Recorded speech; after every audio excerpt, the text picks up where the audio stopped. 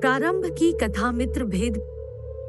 महिला रूपे नाम के नगर में वर्धमान नाम का एक वणिक पुत्र रहता था। उसने धर्मयुक्त रीति से व्यापार में पर्याप्त धन पैदा किया था, किंतु उतने से संतोष नहीं होता था और भी अधिक धन कमाने की इच्छा थी। 6 उपायों से ही धनोपार्जन किया जाता है: भिक्षा, राज सेवा, खेती, विद्या, सूद और व्यापार से। इनमें से व्यापार का साधन ही सर्वश्रेष्ठ है। व्यापार के भी अनेक प्रकार हैं। उनमें से सबसे अच्छा यही है कि परदेश से उत्तम वस्तुओं का संग्रह करके स्वदेश में उन्हें बेचा जाए। यही सोचकर वर्धमान ने अपने नगर से बाहर जाने का संकल्प किया। मथुरा जाने वाले मार्ग के लिए उसने अपना रथ तैयार करवाया। रथ में 2 सुंदर सुदृढ़ बैल लगवाए। उनके नाम थे संजीवक और नंदक। वर्धमान का रथ जब यमुना के किनारे पहुंचा तो संजीवक नाम का बैल नदी तट की दलदल में फंस गया। वहां से निकलने की चेष्टा में उसका एक पैर भी टूट गया। वर्धमान को यह देखकर बड़ा दुख हुआ। 3 रात उसने बैल के स्वस्थ होने की प्रतीक्षा की। बाद में उसके सारथी ने कहा कि इस वन में अनेक हिंसक जंतु रहते हैं, यहाँ उनसे बचाव का कोई उपाय नहीं है। संजीवक के अच्छा होने में बहुत दिन लग जाएंगे। इतने दिन यहाँ रहकर प्राणों का संकट नहीं उठाया जा सकता। इस बैल के लिए अपने जीवन को मृत्यु के मुख में क्यों डालते हैं? तब वर्धमान ने संजीवक की रखवाली के लिए रक्षक रखकर आगे प्रस्थान किया।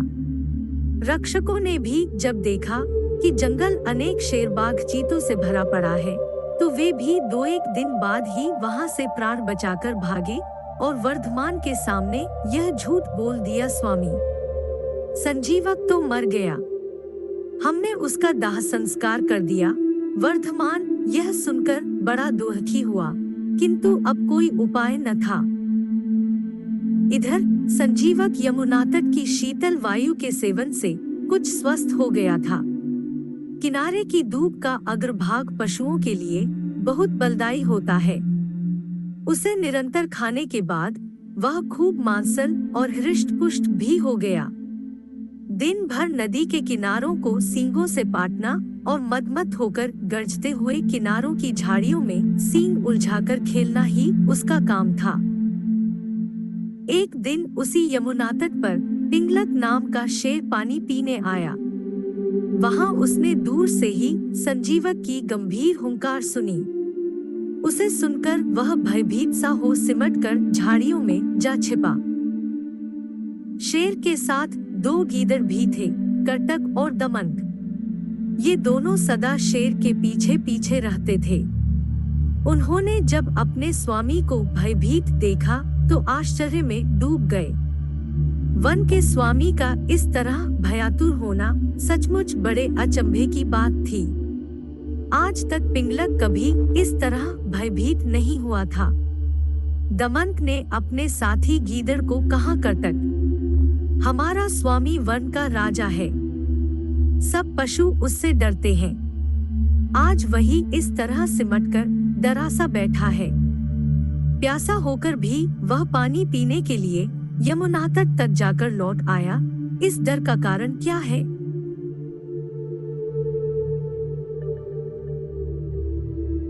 कर्टक ने उत्तर दिया, दमन, कारण कुछ भी हो, हमें क्या?